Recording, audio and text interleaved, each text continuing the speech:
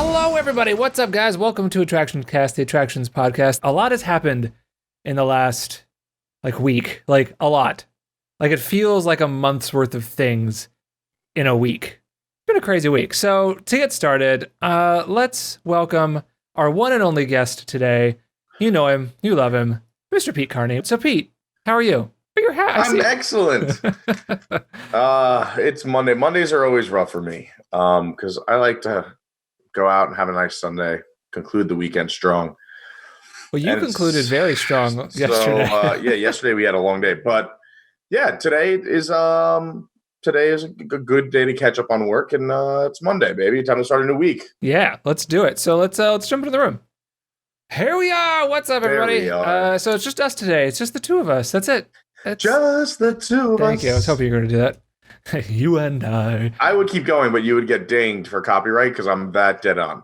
Yeah. I mean, clearly, obviously. Man, The video looks really good. So for those who are curious, we switched from Skype to Zoom for these live streams, and holy mackerel, Zoom is the way to go, baby. Vastly superior in connection quality. So we also added, as you can see up here at the top, we added this little ticker of things we're going to be discussing. So we're talking about Disney Springs reopening. We're going to talk about Disney Springs versus CityWalk. There are two openings, how they differed, how they were the same, maybe things CityWalk did better than Springs, or things Springs did better than CityWalk, that sort of thing. And then Universal Orlando is reopening. So we're going to chat about that for a little while because that's very exciting. There's already a couple other parks in the Orlando area that have already opened. We're not going to get into those today. We might get into them next week, depending on our crazy amount of thunderstorms we have going here this week, which apparently, if you look at the weather app, it's like we're just in a giant thunderstorm cloud for the next 7 days. Fun. We're supposed to be out all day for her birthday on Wednesday. We'll see what happens. Oh, yeah. Hopefully the thunder parts for that, because thunderstorm birthdays are no fun. I mean, unless you like them, then it's a blast. So let's start with Disney Springs reopening. We had the opportunity to go this week. I went twice. Pete, you've gone every day since it reopened. I've been almost every day since it's been open, yeah. There's one day I didn't go. Is there? Because I went Thursday. I didn't go opening day. I went Thursday, and then I didn't even go Thursday. I went Friday, and I went Saturday. I didn't go the first 2 days it was open. You went opening Wednesday, day, though. I took Thursday off, and I went Friday, Saturday, Sunday. Wow. And I was there today. And you were there today, yeah. Okay, so what was it like on opening day? Can you describe what Disney Springs was like opening day?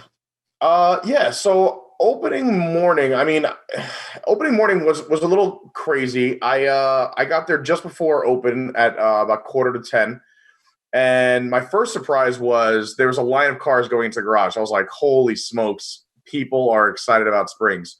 But what I come to find out is they only open one entrance and they only open one garage. So for those who are going, the orange garage is the only garage that is open, and they only let you in one entrance. So, and it's a slow-moving entrance because you have people walking in front of cars and parking and whatnot. So that was the reason for the line. It wasn't that it was so much crowded. I actually expected more of a crowd, but it was a lot of just, vloggers, bloggers, and news people. I thought the atmosphere was really great. Cast members were greeting you right away in the garage, even before you got your temperature scan, saying, welcome back. We're so happy to have you back. The temperature scan, I thought they did a beautiful job with that. There was virtually no wait, even though there was a lot of people there. They had a lot of people there. I enjoyed that Advent Health was there doing the scans. It wasn't cast members. Yeah, we'll talk about that for a second. So that was one interesting fact. We'll go a little bit more into detail about this in the next section, but I thought that was really nice that Disney had actual healthcare professionals doing all the testing. And it was fast. Was it super fast on opening day? Because the 2 days that I went, it was super quick. Fast. The longest time was actually today because they said my temperature was too low and they wouldn't let me into Springs because they were like, too low. Did you have the? Yeah, well, I run hot, so I had the AC. Literally, if no one's in the car with me and I was alone at Disney Springs today, I had the AC blasting onto my face, which literally chills my face. So you iced yourself just before. Did you have the AC on? I'm like, it's on full blast. It's probably why I'm cold. So I'm sitting there. They were like, do you want to go in the tent and wait until you warm up? And I'm like, no, I have a reservation. I got to go. So I'm sitting there rubbing my forehead, trying to raise the temperature. And I finally got myself to, I guess, a livable temperature. So what did they do? Did they take you? Because there's a little side tent. There's a little tent. Yeah, oh, okay. So they took you in there. It's funny because they call it the cool down tent if you're over 100.4 degrees. But did they have a heat up tent? The warm up tent. But I didn't even want to go in. Because I was pretty much getting there 2 minutes before my reservation. I was going to meet people today, so I didn't want to hold them up either.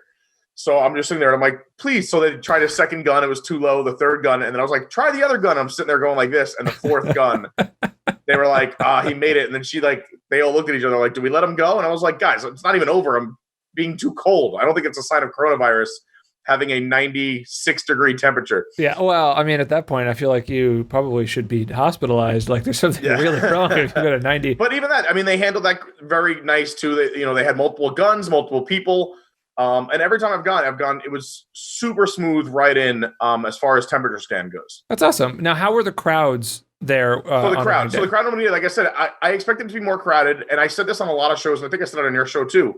Is Disney Springs is huge, and there's a lot of space to fill, and there's a lot more open at Springs as opposed to CityWalk. So I felt like being that you're able to spread out the crowd from the tip of Cirque du Soleil all the way down to, let's say, where the Christmas tree trail normally is, that Uber stop over there. Sure, that's almost a mile of real estate, and you have multiple walkways cutting up, down. You have the shopping, the restaurant walkway.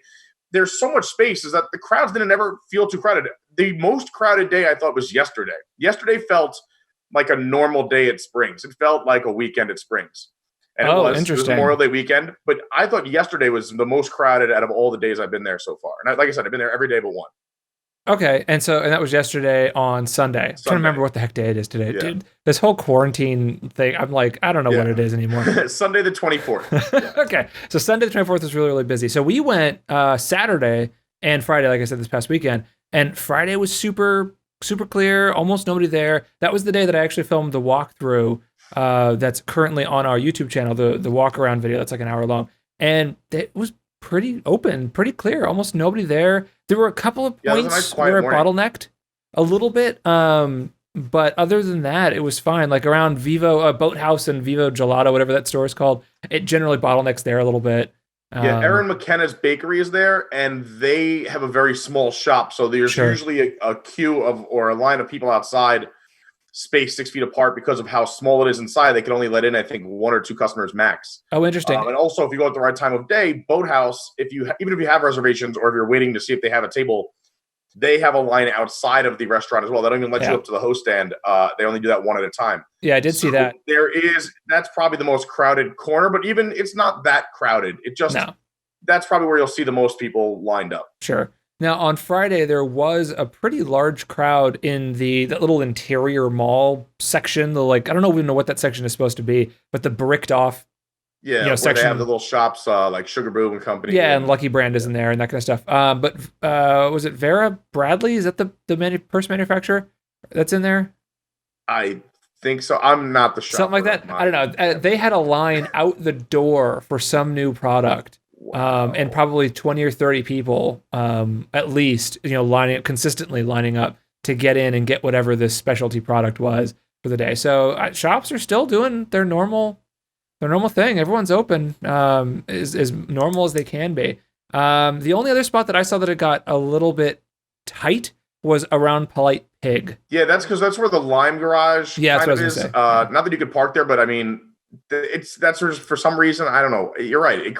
It's a crowd there. I have no idea why. Yeah, well, what I saw was people were lining up. So there's like they have the outside bar and they have a bunch of outside tables, and then there's a giant menu you can check out. Now, that's not where you would check in. You would go around to the side where like the Lime Garage exit is, and that's where like the little stand is to let you in. But there were people crowding like in a line to look at that menu and see if they wanted to eat at Polite Pig. So I wonder if that's what it was. Just this bottleneck of people out into the crowd to just see if they wanted a barbecue sandwich or something. People do love their Polite Pig. It's good. Polite Pig, man, the Brussels sprouts at Polite Pig are. I have to try those. There's something to write home about. Other than that, what else did you experience opening day? Were there any special things going on? I know Josh. Josh Tomorrow was in town. So he was there, and he was also there over the weekend as well, saying hello to people. So for those who don't know, Josh Tomorrow is the recently newly appointed guy in charge of all the parks and experiences. He had JPEG's whole job when JPEG jumped to CEO. So big promotion. He's the former president of the Walt Disney World Resort, all the parks and hotels, and jumped up to JPEG's position. But I love him. I think he's great for the company. He's great for cast members. He's great for guests. I love that he's actually out in the parks and out at Springs, actually seeing with his own 2 eyes what's out there. And people love him. They want to take pictures with him. So he was taking pictures from like 6 feet apart with people. Oh, that's awesome. He was like his own walk around character. He is, and people he has a lot of attention. It's a sight to see. Other things that you can notice that were a little different. Obviously, there's markings on the floor to separate 6 feet, leading into every store and restaurant. So when you're waiting for a table or waiting to go into a restaurant, they have 6-foot markers. Sure. They also added a lot more Purell stations, and they also have the portable sinks where you can actually use the foot pump to wash your hands with soap and water. Now, did you see anybody actually using those? Because I don't think I saw anybody use them when we were there. The hand sanitizers for sure. I saw someone using it, I think, once. I mean, not every time. Sure, okay. But definitely the hand sanitizer. But I saw one person doing it. Did we talk about this? I don't know if I talked about this, but I saw a cast member pass out from heat exhaustion. No, you did?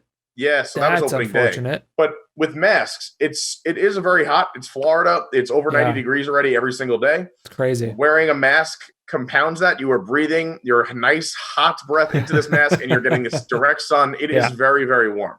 And you're walking around. And I think that people aren't used to walking around so much out in the hot Florida sun. Granted, people go out for walks and whatnot, but sure, this is not your normal routine. People have been locked up inside. So I actually thought this cast member in this situation was being playful. I saw her like spinning. They have portable umbrellas out to provide shade. So that's another thing. I guess she was in the shade. I was walking one way, so I kind of saw her spinning around the umbrella, almost like a Mary Poppins-esque kind of way. Okay. And then she let go, and I saw her which I guess was a stagger, but I thought was more dancing. She kind of like went to the left and then went to the right. And then I was just like, oh, she's having fun and putting it like dancing for people. And all of a sudden I heard everyone go, oh, and I turn around and she just went boom, flat down, went back over there. And, obviously people were there to help her. Cast members ran over in security, but it's a real thing. People I don't think are used to this much movement in their bodies. And I mean, like you say, we tell people to hydrate when they come down here anyway, but I would say especially hydrate, in these conditions, especially with those masks on. It feels very, very hot.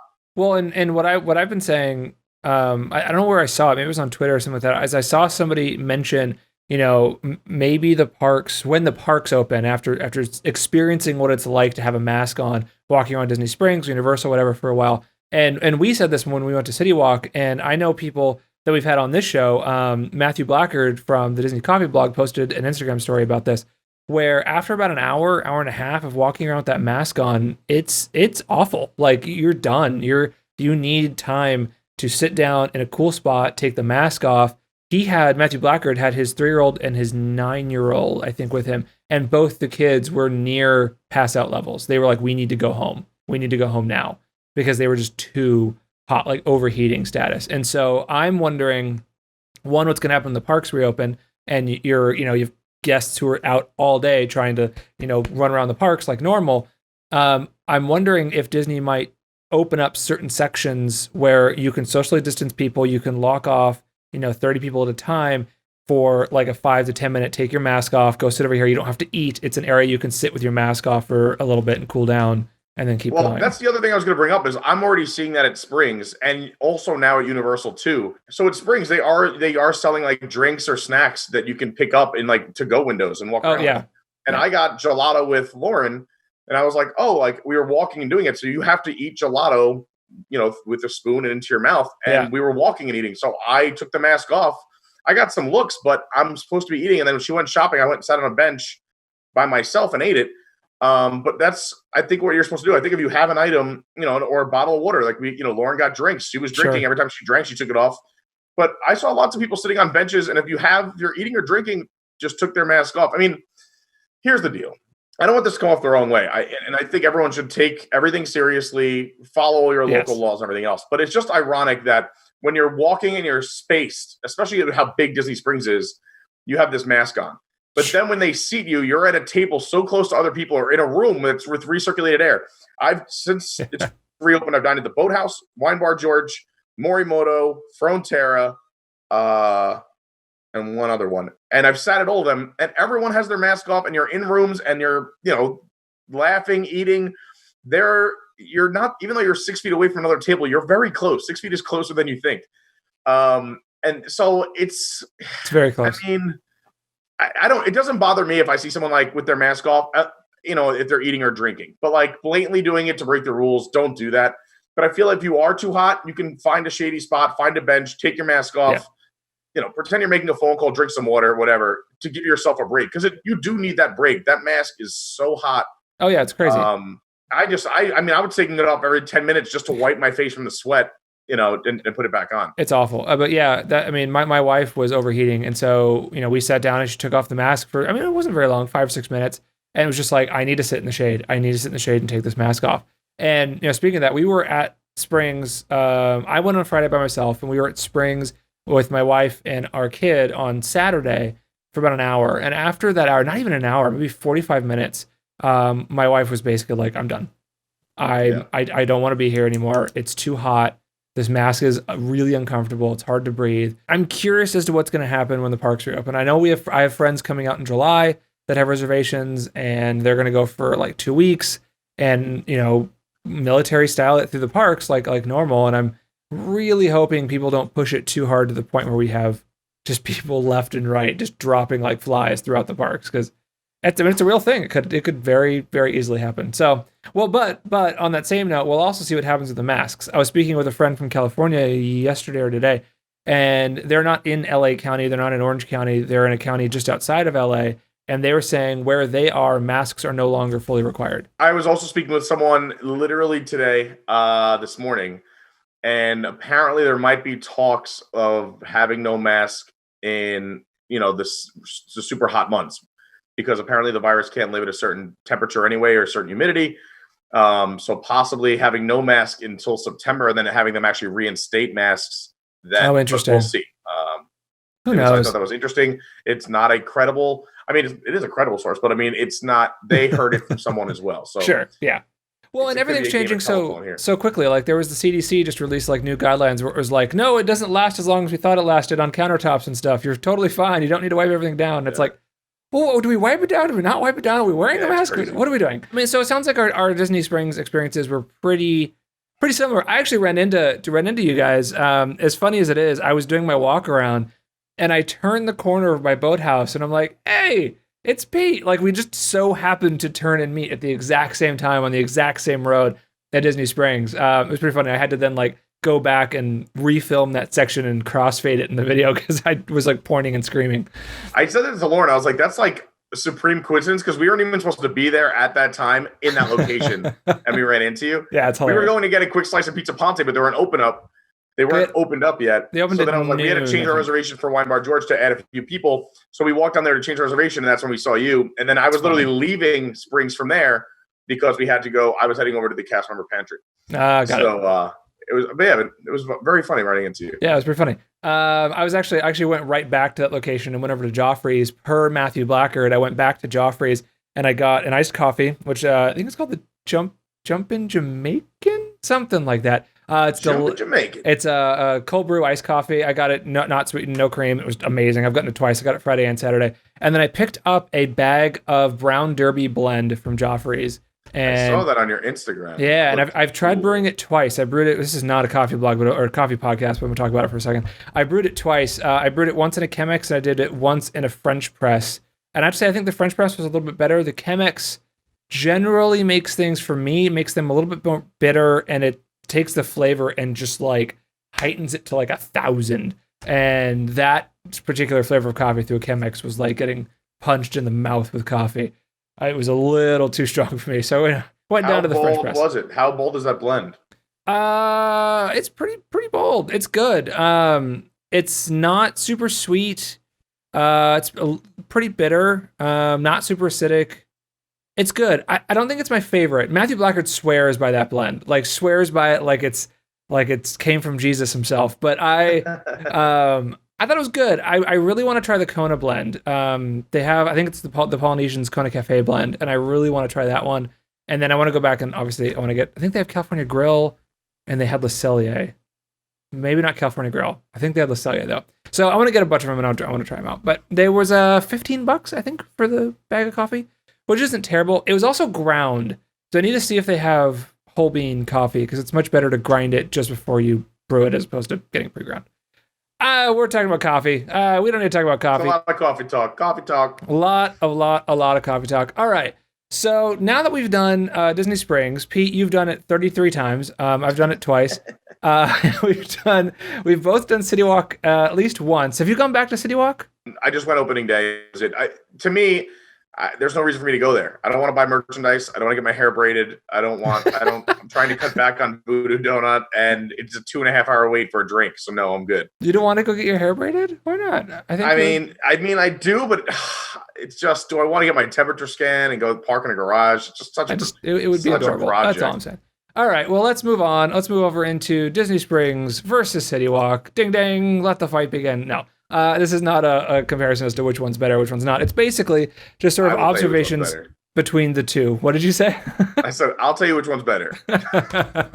It's the Gatorland gift shop is much better. Oh, yeah. Speaking of Gatorland, so really quick, so I did mention that a couple parks reopened. So Fun Spot Orlando reopened, and Gatorland has officially reopened. So Disney versus CityWalk. So I guess the first thing to look at is, one, the parking situation and the way you get into the scanning. They're pretty similar. You just park in garage, and that leads you into where you get scanned. I think both of them did a good job at separating the guests leaving and the guests entering. Because at Springs, I parked in the orange garage. I don't know where you parked. Was it? They only have the orange garage open for us. Okay, yeah. So they're using the other one for cast members. Got it. Okay, so that's we all parked in the same spot. So when you entered in from the orange garage, you had to walk around like a big U over to where, well, let me not hit my microphone, over to where they were doing temperature scans. And then CityWalk, it was very similar. You'd park, and then you just kind of walk up the side as if you were going into the park, and that led you directly into the temperature scan areas. And I think, correct me if I'm wrong, but I think they were basically the exact same. Like, other than the fact that Universal was using their own health staff as opposed to an outsourced third party, they were the exact same experience. I know. I think I had a more pleasant experience at Springs. Personally, I think if you're going into the orange garage, you should go to the second floor. That's where the temperature scan is. That's where the entrance and exit bridge is. If you go there and you park upstairs, I found it super convenient. I mean, like I said, I've been there. You're talking about convenience. I've never waited to get a scan. And I mean, Universal also, you have to go through the metal detectors. Is that safe and great? Yes. Sure. People won't be able to bring in a grill and grill their own hot dogs. Did you see that? I did see that. Yeah, at Springs, someone running a grill and grilled their own hot dogs at Springs. It was hilarious. But so that obviously would not have happened at CityWalk. But I mean, I don't know. I think it's a longer procedure and walk. If you went from time entering garage to, let's say, hitting your first restaurant or shop, I just feel like it's half the time at Springs than it is at CityWalk, because you have to park. Wherever you park, it might be further away. But at CityWalk, it's not like you can pick your floor. They just tell you where to go. So if you're in the back of the garage or far away, you have a long walk. At Springs, you can go park on the first floor, second floor. There's 5 floors. You can park anywhere you want. You're New York was showing for to saying, you're like, you can go park over here. You can go park anywhere you want. Just do what you want. Jeez. That's a good point, actually. It's a really good point. And also, just you have to go, how many walkways you have to go down before you even get to the scanners, then you do security, and then you have to go, another quarter mile before you hit the first shop. I just feel like I can get in and out of Springs a lot easier than getting in and out of CityWalk. That's true. Now, the one caveat to that is that, for those who may not know, so Disney Springs is its own thing. So it's got its own parking garages, its own outdoor area. It never has had security. There is a large security presence, and there is a security presence, but there's dogs and security everywhere. Yeah, but there's no metal detectors. Yeah, there's no metal detectors. There's no bag check. Yeah, exactly. Yeah. Universal has 2 parking garages, sort of like in a T, that lead to the middle. And then that goes down a center route, and you go through CityWalk to both theme parks. So it's much more like Disneyland in California, where you have downtown Disney, you walk through to get to the entrance of California Adventure and or Disneyland. It's much more similar to that, which is why you have to go through bag check and you have to go through the metal detectors to get into CityWalk, is because that's also how you get into Universal Studios proper and Islands of Adventure. However, I think you're right now, meaning if you're just going to CityWalk versus just going to Springs, it's so much faster to get into Springs than it is to get into CityWalk. However, we'll see what it's like when the parks reopen, because Universal, for me, has always been super quick to get in and out of the parks. See, I disagree again. I think it's going to be even crazier when the parks reopen. You think? Because not only you have everyone who's going to CityWalk, you have everyone who's going into the parks. I think the scanning lines and the security lines are going to be crowded. And on top of that, they're the only major theme park. Disney's not open, so everyone will be going to Universal. That's true. I can see you waiting 15, 20 minutes before you get through security.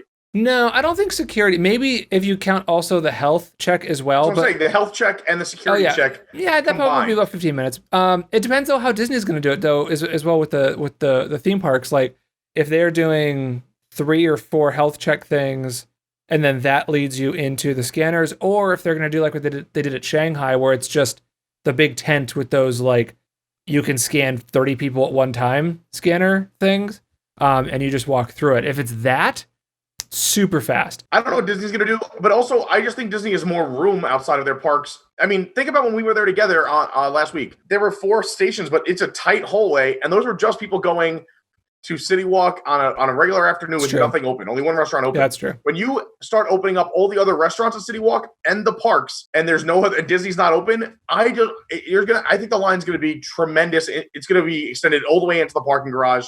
They're gonna have to do something about it because that line is gonna be tremendous. Yeah, I was going to say, I wonder if they're going to move it because so if you take out the health scanning, for me, in my opinion, the security alone, if I was to compare Disney security versus Universal security, I've never, even when like they've got 15 security booths open and there's 30 people on each line at Universal, it's maybe taken me 4, maybe 5 minutes to get through security at Universal, maybe, right? Disney, I've legit waited 20 plus minutes to get through security. No, that's a fair point. That the Disney security at the parks does take longer on average than Universal security. I will totally agree with you. I just think with the situation we are in now, that it is going to be mayhem. At least the first few days at Universal. Yeah, I mean, I'm a premier pass holder, so I'm going on opening day for the pass holders. Whatever that first day is. Third and fourth. Yeah. It's probably going to be a select number of people. So for those who are listening, so Universal, we'll get to this in a little bit when they reopen, but Universal is reopening June 1st and 2nd for cast members only, or team members, whatever they're called, and then June 3rd and 4th for annual pass holders and select special guests, and then June 5th for the general public. They haven't announced how they're going to do that, like if it's going to be a certain amount of pass holders can get in on the 3rd, or okay, we're opening at midnight and you have to make reservations. And then if you don't get it for the 3rd, then you get a reservation for the 4th. I also have a friend who booked a hotel room already for that week at Universal too. So if they're just doing hotel guests, I kind of have an in there as well. Ooh. Well, they have said that they're not going to do just, it is going to be open to the public. So anybody can come in. They have said that. No, I'm talking about the pass holder days. I wasn't sure. Probably not. It's probably going to be open for everybody. But let's go back to comparing the two. So I don't know. For me, just my first point would just be from getting, to pulling into the parking garage to hitting your first destination is much faster at Springs. My second thing is 100%, and again, I keep complaining about this, is options. At CityWalk, there is only one place where you can get a adult beverage. And you have to wait to get a table. Open, and it's averaging, well, at least when I was there, they quoted me at 2.5 hours. And it ended up being 2 hours and 20 minutes because he texted me later and I was like, sorry. That was insane. And I heard it stayed that way. I mean, because it's only the one restaurant. Half the tables aren't being used. More than half of the tables aren't being used. And they're not allowed to do bar seating yet. So it's just, why go to CityWalk? I mean, like I said, I named the 5 things that are open. It's just, to me, I don't get it. It was nice to go there. The other thing CityWalk's doing too, we were talking about masks, and I totally forgot to bring this up. They are allowing you to if you're taking pictures in front of the spinning globe, there's a spot where you can step up, take your mask off for pictures, take the photo, and then put your mask back on and walk away. So for those who are curious about what's open at CityWalk, I have a full list here. So the restaurants and quick service food locations. So these are the only places you can get food. It's Aunt Anne's. I always thought that was Aunt Annie's. Aunt Anne's Pretzels. I thought it was Auntie Anne's. No, it is Annie Ann's. Reading is hard. Annie Ann's Pretzels. Dude, you're telling me. Bubblegum. Here, I can actually bring it up. Let's bring up the. Here we go. There it is. There's Aunt Annie's Pretzels, Bubblegum Shrimp Company, Restaurant and Market, Cinnabon, Cold Stone Creamery, Hot Dog Hall of Fame, Jimmy Buffett's Margaritaville, Red Oven, Starbucks, which was, like they opened a few more places. Yeah, I would say because Starbucks was not open when we went. Yeah, neither was Hot Dog. Toothsome was closed opening day. Toothsome was closed. Vivo was closed. The only 2 places that were open when we went was Jimmy Buffett's Margaritaville and Bubba Gump. Yeah, those are the only 2 that were open. So now you also have Donut was open. I'm talking about like restaurant. Yeah. So now you have Vivo Italian, Toothsome, and that's it. So you have those 2 extra. So there are a few more options, but again, like to me, is it worth it? I'm glad I went and checked it out. When the parks reopen, fine, great. You have food and options shopping on your way in and out. But for right now, if like someone said, "Hey, where should I go check out CityWalk or Disney Springs?" It's a no-brainer. Now, I don't know if you have it available, but if you have everything open at Disney Springs right now, there is a lot more options for food and beverage. Like we already named a few, but I mean, I can name them just off the top of my head. You have we already talked about Polite Pig, Boathouse, Wine Bar George, Morimoto Street Food, Pizza Ponte, Frontega. What else is open? The Window over at Wolfgang Puck, Planet Hollywood, Chicken Guy, Yasake, one of the Starbucks. Keep going. Aaron McKenna's Bakery. Here we go. I got it. I was killing it. Jump into Chrome here. So Please. This is from DisneySprings.com. Says examples of what's open. So the food truck. But just open. look at this list; it doesn't even fit on your screen. That's what I'm talking about compared to Polite Pig, CityWalk. Look at all those options. I mean, this isn't all food, but yeah, for sure. But it's shopping too, yeah. There's definitely a lot more options when it comes to dining and especially drinking at Disney Springs, for sure. However, to give Disney Springs the benefit, or the Universal, like a little bit of a benefit of the doubt, what's the right word? Anyway, there's less things normally at Universal CityWalk than there is at Disney Springs. Universal CityWalk is probably, I don't know, what would you say? Maybe 2/3 the size, maybe a little over half the size of Disney Springs. If you were going strictly square footage, I think it's half. About half the size. Okay. So there's definitely less things generally to do. However, CityWalk does have more clubs. They have a karaoke bar. So they have a couple of things. I would say more nightlife for adults. Yeah, for sure. But all that stuff is still closed anyway. So right now, and especially both are just running, I think until 10 p.m. they both close. It's either 8 or 10. Yes, yeah. CityWalk, and they both close. Now, that's the other thing about CityWalk 2 versus Disney Springs is that Disney Springs opens at 10 a.m., CityWalk opens at 4 a.m., 4 p.m. They're not 4 p.m. They're not crazy. So more convenience. Again, it's bigger. Disney has an advantage. Like, this is not a surprise to anyone. But if we're putting us side by side, which it says versus on top of my screen here, it just Disney Springs has the advantage. That's all I'm saying. Like, they have the clear advantage. Will that change when Universal is open and Disney is not? Yeah, people are going to be going to Universal. They're going to be eating and dining at CityWalk before, in the middle of the day, or after they're in the parks. Yeah, we'll have to see. As a side note, have you ever eaten at Toothsome's Chocolate Emporium Factory, whatever I'm not a big chocolate person, so it has chocolate in the title. I figured probably not for me. Toothsome Chocolate Emporium and Savory Feast Kitchen. That's what it's called. That is a mouthful. That is a tongue twister. That's right. You're not a huge taco guy. I was gonna say, because their bar menu is actually really, really good. I heard it's a cool menu. I do have to check it out. To be honest, I bought the annual pass for Universal, the Premier Pass or whatever it is, but like their top tier pass. I've only been there since I bought it in August. I think I've only been to Universal 5 times. Let's say the parks closed in March, so in August, September, October, November, December, January, February, half of March. So in 7.5 months, I went 5 times. Yeah. So it's not like I have a lot of opportunities. Like if I was going more often, I'm sure I would try more places. Absolutely. Well, and yeah. And then I haven't been there, but Vivo, the Italian kitchen, is supposed to be really, really good. They have one at CityWalk in LA as well, and I've heard really high praise about Vivo. So that's definitely one to check out. So we've gone through parking, we've gone through ease of getting in, ease of entry, the health scanning. What else have we gone through here? We've gone through stuff to eat, stuff to do, stuff to drink. Yeah, both are clearly marked on the ground with the 6 feet markers outside of entrances and exits. Both have plenty of hand sanitizer available. Mm-hmm. Both have lots of cast members there to answer questions, whether they are just cast members in Disney Springs outfits or CityWalk outfits, or if they are like not management positions as well. There is one thing I will say. It's not necessarily that Universal is doing it better. It's just Disney did it weird. So the markers that are on the ground at Springs, there's a lot of markers that say, please stand here. There's a lot of horizontal markers that have like a almost like a caution, diagonal caution look to them. And they all say, please stand here. And there's 3 or 4 of them outside the entrance of pretty much every store so that you can stagger your groups to stand behind those lines until you're allowed entry. However, there are also stickers that are large rectangular stickers that say, don't stand here. Yeah. And there's tiny little gaps of concrete in between them. And the idea basically, as an example, they're outside of Disney, the World of Disney store. There's a bunch of these do not stand here stickers. So basically, and I think it's that people don't line up along the building there to get in. It's like, don't stand here, right?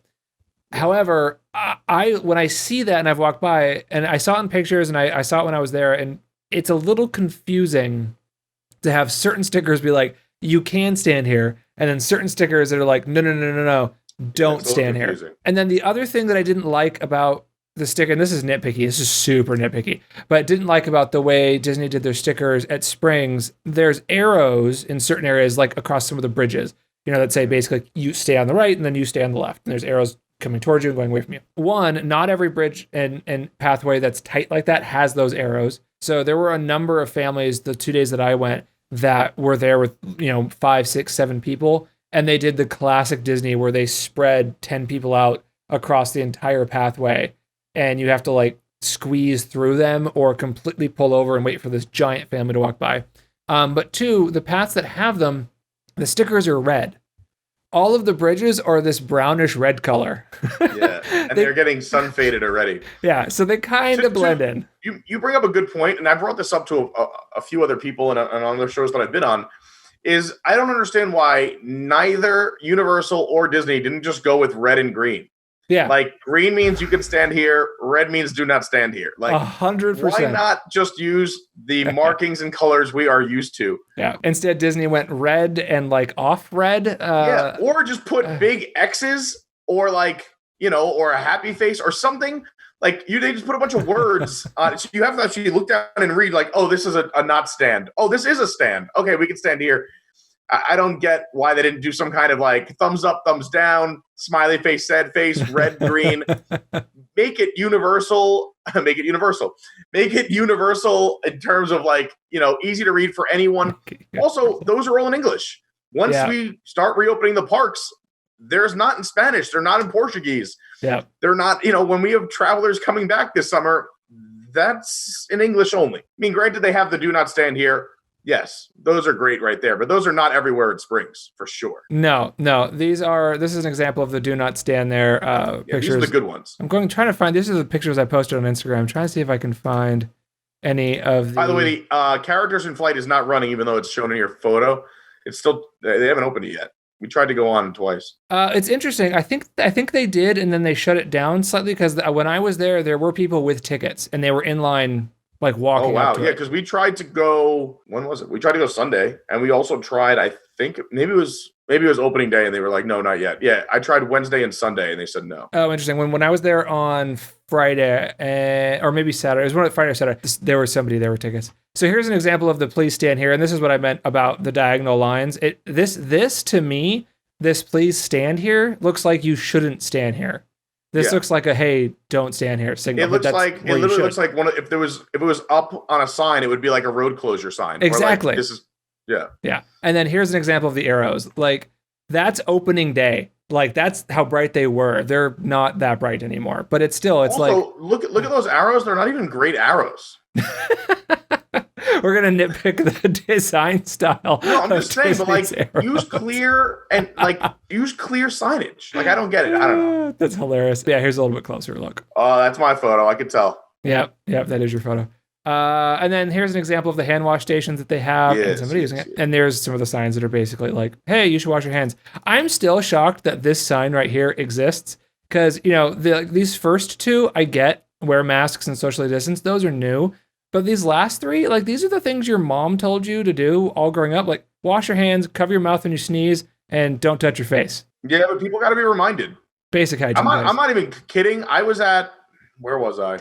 Where were you, Pete? Oh, I don't remember where I was, but I legit saw a man leave. Like I was going up to a urinal in the men's room. So the men's room and women's room are a little different. I was at a urinal, but we do have stalls. This guy was in the stall before I walked in the bathroom. I did my business. He came out. I was at the sink. Finished. I made room for him to like step up, and he just went straight to the door and left. Like not even a 20-second hand wash, nothing. I'm like, how many signs do we need? Yeah. And how are you not just washing your hands anyway after using the restroom? Like, I was just like, I was so grossed out. Yeah. No, that's happened to me several times. Put more signs up. Maybe one day people, at least now I can maybe apply a little pressure. Like, oh, did you want this sink, sir, to clean your dirty friggin' hands? Just like that. Sir, did you want to clean your nasty, dirty, filth-ridden body in the sink? That's the only way out of the bathroom is that you could do like a germ test, put your hand inside like this like reader, and you're like, oh, this guy clean, you can go. Back to the sink with you. Yeah, and then everyone's like, nope, still got some bacteria, bro. Time to hit the sink. Speaking of bacteria, let's talk about Universal Orlando reopening. I have no idea. Wow, what a transition. So let's transition over into Universal Orlando reopening. Orlando, I love you. And then the whales. They're like things with whales in that show. Anyway, it's from the Book of Mormon, for those who don't know. So Josh Gad, Olaf sings that song, which was actually kind of fun. Universal Orlando announced last Thursday, I think, on a live stream from the Orange County government's YouTube page that they are officially reopening. They outlined their entire opening plan, and they are officially opening. Well, this was their plan to reopen. It had not yet been approved. Plans currently have to be approved by the local government. So the Orange County mayor, whatever his name is, has to approve it. And then that gets sent up to Governor Ron DeSantis. Is it DeSantis or DeSantos? DeSantis, right? DeSantis has to approve it, and then they're good to go, and they can reopen. I believe Universal, everything has been approved. Everything's fine. Totally good to go. So yeah, we're getting Universal opening to the public on June 5th, which is very, very interesting. So I thought we would look at a couple of things that they've posted and kind of talk about a couple of things that have changed since that initial live stream. Because there have been a couple of changes since they announced their original plan. I mean, things are going to change, right? But there's been a couple of things that have absolutely changed. And there's a couple of differences between Disney and Universal that are interesting, which I think that are interesting. So let's jump into Chrome here and take a look. So this is on the Universal website. This is what they're saying. It's important information for your visit when you get to Universal. And it's pretty basic. Face covering is required. Temperature check is required. 100.4 degrees. Make sure you wash your hands. Make sure you social distance. There's floor markings everywhere. And this is actually what these floor markings look like. All around CityWalk, this is exactly what they look like. Avoid contact with people who are sick. I thought this one was really funny. Shouldn't need to be told that. Use hand sanitizer when required. The verbiage on this was interesting because it says at select locations, including prior to boarding ride vehicles, guests will be required to use hand sanitizer. So it's not a choice. You have to use it. And I thought that's interesting. Oh, yeah, I thought that was really interesting verbiage as to, are they going to actually hold people to that? Like, sorry, you cannot ride unless you use this hand sanitizer. And what do they do if somebody says no? Like, security's got to boot you out, right? Like, yeah, I'm sure the people who will have issues with that will probably have to go to like guest services and have a legitimate reason why they can't, or have something approved by them as a substitute. Sure, yeah, but it's one of those things like what we talked about last week with Len, where I don't think they're going to change policy because a couple of people. I don't see them changing the policy, but I see them. They might have something where they show the team member like, some kind of, let's say you have an allergic reaction, some kind of ingredient or whatever, that you could use your own, like, hey, this is from guest relations. Look, I have a pass. But they're still going to make the 95% of people that don't have a problem do it. Oh, 100%. And it's interesting that it's, like I was saying, it's interesting that it is required. I'm guessing that's how they're getting away with having to super clean the ride vehicles, is if they require you to use hand sanitizer, then they've killed off 99.9% of everything. I read somewhere on one of and this wasn't from Universal, this was from the local government here in Florida, that they were requiring you to wipe down the ride vehicle between every ride. They are. But I'm wondering, that is going to be very interesting how they. Oh yeah. How that. Well, slows did down. You see the tweet that I tweeted? The tweet that how do you say that? The thing I tweeted? The thing I tweeted out? I don't know. The tweet that I posted? That probably is the best. Yeah, okay. Cool. I just don't know what the verbiage is for having posted a tweet. So there is a robot. I can't remember the name of the company, but it basically looks like a big space heater. If you've ever seen like a space heater, right? That's like a circular thing with like the dials at the bottom, but it's a big circular space heater, right? It kind of looks like that with wheels. But the entire space heater part is a giant UV light. Like this thing looks like it's 6 feet tall and probably 2 or 3 feet around. It just roams around killing things with its UV light. I see where you're going with this. Completely autonomous. And apparently there's a bunch of hotels that are starting to use it. The idea is for hotels, they just let these things loose overnight and they just drive around the entire hotel and basically disinfect everything. My thought was, I wonder if like the theme parks can use some of this technology, like in Haunted Mansion, when the ride vehicles go backstage. Yeah, set up use that these light. UV. I was thinking the same thing. I was gonna say there's a lot of rides like that. I mean, Buzz Lightyear, Haunted Mansion, Pirates. Exactly. That would save a lot of time. And also, why not just keep those things going all the time? Yeah. Like, Yeah. like this Why should be not, something that right? we just keep forever, and not just for COVID. You install it, and then all of a sudden you have an automatic disinfectant light thing that just kills everything. And then, you know, you let these machines run throughout the park on closing, and they clean everything. So, yeah, it's very interesting. All right, let's jump back into what Universal says. And then they say that, you know, obviously you need to follow team member direction, because just listen to other people saying. If a team member or a cast member tells you to do something, don't be that guy. You know, do what they say. And then they've got their, you know, classic CDC, you know, warning, like, hey, older adults, people of any age of serious underlying medical conditions might be higher risk. You know, evaluate, you know, your medical condition before coming in. Just stuff to keep them legally safe. This I thought was really interesting. So Universal, I don't know that their app did a lot of this before, but they're going full contact free. So you can order food, you'll have your virtual line, you can purchase tickets and all that kind of stuff via the app. And it looks like you can do tap to pay via the app, but you have to set it up at Volcano Bay because that's the only place that those Tapu Tapu, you know, place things are. So I guess you'd have to go to Volcano Bay, set up tap to pay, and then you can use the mobile app to tap to pay throughout the park. Can you scroll down a little bit on that page? Sure. Yeah, I was going to get into this. The one I'm most curious about is Volcano Bay, but just how they're going to do that. Like, how do you, I don't know. Water parks are going to be interesting. Well, we'll talk about that in a second. So real quick, because we have this up here. So hours of operation, and this is beginning June 5th. This, I think, is interesting. This little beginning of June 5th gets them away from during the pre-opening days when, you know, annual pass holders are going and things. They could just be like, hey, it's 1 p.m. The park's closed. Sorry. Because this is beginning June 5th. Yeah. Right? So nobody can get mad. This is very smart of them to put that date. Although there should be a period right there. So Universal Studios Florida is going to be open 9 to 6. Islands of Adventure is open 9 to 6. Volcano Bay is open 10 to 5. Oh, and Universal CityWalk is open 8 a.m. to 10. 8 a.m. I thought it was 4 p.m. That's what it was originally. No. Well, that's beginning June 5th, so people can get in to wait in line for the parks. Oh, this is true. Okay. So very, very interesting there. So real quick, let's chat about Volcano Bay, because water parks. Yeah. How do you do water parks? That is what I'm interested about the most, and what kind of turnout they get. Well, how do you have a face mask on a water slide? How does that work? That's the thing, is you can't wear face masks almost at all. Yeah. Like, what do you do with it when you're going down the slide?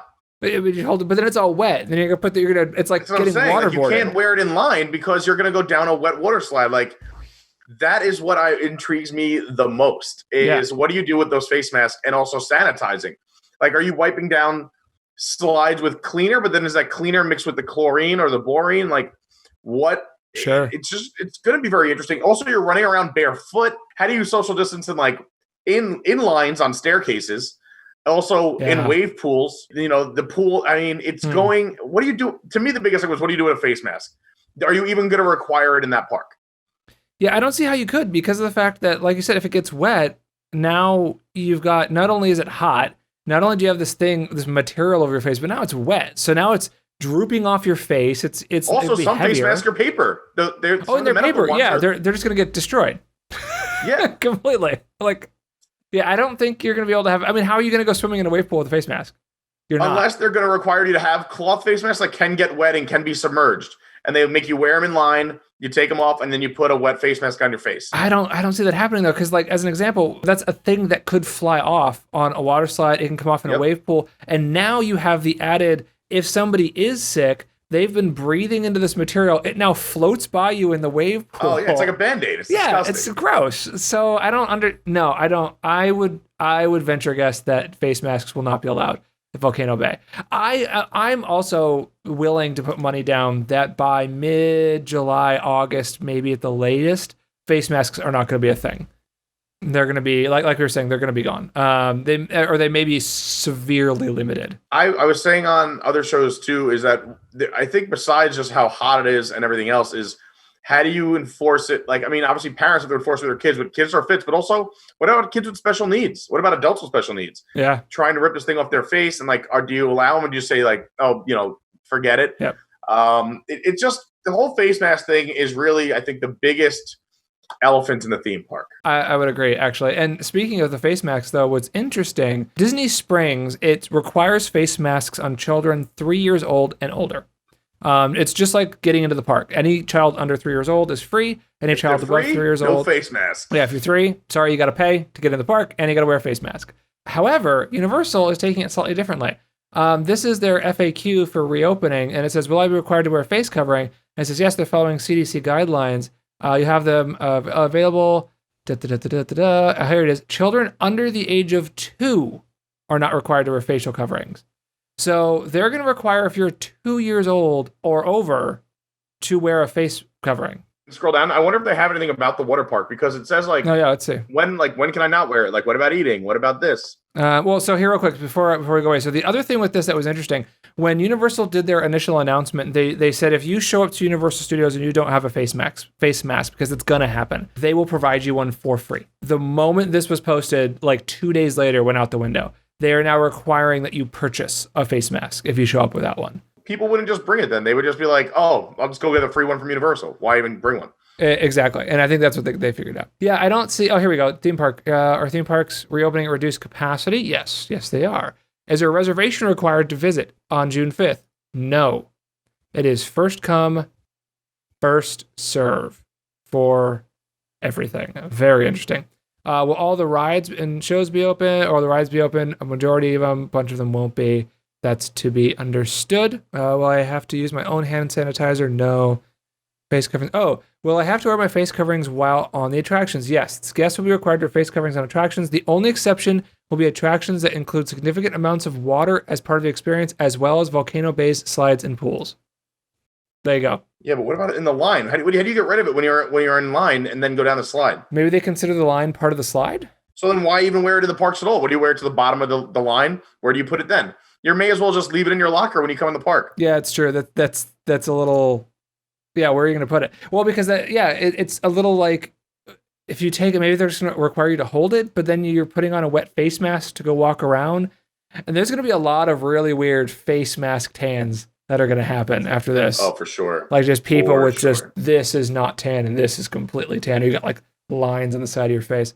Because if you're required to wear it, not in a slide or in the pool, that means sitting on a bench, you're required to wear it. But you're walking from slide to slide. So, like, even in that walking in between slide to slide, how do they enforce that? Oh, I'm heading to the slide. Where do you put it when you get to the slide? Yeah, it's not like you got pockets. The only thing I can see them doing is kind of what I'm thinking is, I mean, but even pockets, like I said, there's paper fast masks, which that would not work for. No. Is maybe that they're going to hand out almost like a Ziploc bag, kind of like maybe Splash Mountain, where you can put your mask in a Ziploc and then go down the slide and pull it back out. I have seen certain restaurants handing out mask bags too, like Wine Bar George. When we got to the table, they had a bag in front of every seat for you to put your mask into, so you don't have to like just leave it open and exposed on the table. Oh, that's nice. That's very interesting, actually. Here, there's actually some more Volcano Bay stuff on their site here. How will you implement social distancing guidelines at Volcano Bay? We will limit capacity each attraction, including rivers and pools. For multi-person raft rides, only one travel party will be allowed to ride in a single raft. Please note the Volcano Bay's standard height and weight requirements will be applicable. Lounge chairs will be placed in a fashion that allows travel parties to sit together while also maintaining at least 6 feet of distance between other guests. Will I have to wear my face coverings while on the slides? Face coverings are recommended when guests cannot socially distance. They will not be permitted on slides and in pools. So face coverings are recommended. Interesting. So does that mean that they're not going to be required? Also, look at the one below it. That team members in dry rolls will be required to wear them. Team members who have wet rolls will try. I mean, they're basically saying like we'll wear them when they can, but it sounds like they might not even have to wear them either. They will wear a balaclava. What is a balaclava? That might be that other thing that can get wet. It's Here, let's Google it real quick. Picture like a cooling towel. Ah, okay, yeah, it's one of those. I see it. Like this guy right here. They have to wear baklava? That's crazy. I want all the lifeguards to wear this full ski mask. Can you imagine they're all in ski masks? Like, that's what I want. Geez. I really want that. Okay. But red, obviously, because they're lifeguards. These will not be worn in slides or on pools for safety reasons. Will the Tappa Tappa wearables be cleaned and sanitized? No, we're not going to clean them. Yes, per our standard practice, all Tappa Tappa wearables will be cleaned and sanitized prior to guest use. Oh, here's the virtual line stuff. So the virtual line experience allows guests to select a time to experience an attraction via the official Universal Orlando app. So they're minimizing the time they're actually waiting in the queue. Side note, this bugs me to no end. A queue is a line. This is now saying line in the queue, period. Guests can make virtual line selections when they're on site at the parks and on site of their visit, and it will be available for select attractions. So you will not be able to make a virtual line when you're not in the park. That makes sense. So yeah, it definitely seems like Volcano Bay, it seems like they're going to go, yeah, masks are, we suggest you use them, but we're not really going to force it on anybody. Yeah. And then in the parks, it definitely seems like they're going to force you to wear them, especially on rides. Now, what's interesting, I don't know if you saw, did you see Vice did a video on Shanghai Disney, Vice News? No, but now I'm going to watch that tonight, I guess. So it's a very short video. It's like 3-4 minutes long, but basically it showed what it was really like in the parks. And a lot of guests are taking their masks off. They're not wearing them. They're doing the half on thing. A lot of guests on rides are taking them off when they shouldn't be. That's like Disney Springs right now. Half the people are walking around and hanging off one ear. Yeah. Oh, yeah. Well, the thing that I've noticed a lot of people do is they take the mask and they leave their nose out. And I'm like, you might as well just take the whole thing off, guys. Like that does absolutely nothing. There's no reason to have it on if it's not covering your mouth. I don't know if I told you this, but I've gone to some local bars not at Disney Springs or Universal, and some of these places, even the staff are not wearing masks anymore. I think people are just legit, over it. I have been asked, can I get you anything else? And there was just no mask on the server at all. I think people are just done. We'll see what happens. Everyone will be on their best behavior out of the gate. We'll see what happens. Yeah, I don't know. It's one of those things. That's what I was saying. If I was a betting man, which I'm not, I would predict, that at least by August 1st, masks pretty much throughout most of the country are not going to be a thing. Maybe still in some hot spots, like California and New York and those areas where there's a lot of infection, but I don't think it's going to be that big of a mandatory thing. Additionally, speaking of California, they have just started phase 2 to allow malls and some shopping stuff and restaurants and bars to reopen. So rumor is their downtown Disney could be reopening very, very soon. So that's another step towards Disneyland possibly opening, which we all thought Disneyland was going to be like, 2025 that was going to open. So I think you'll see land open. I think, to be honest, I still think you'll see a theme park in some capacity at Disney World here open sometime in June, and I think land sometime in July. Well, we'll know this week. So this week, Disney is giving their full plan, reopening plan on that Orange County government channel. That's when, Wednesday?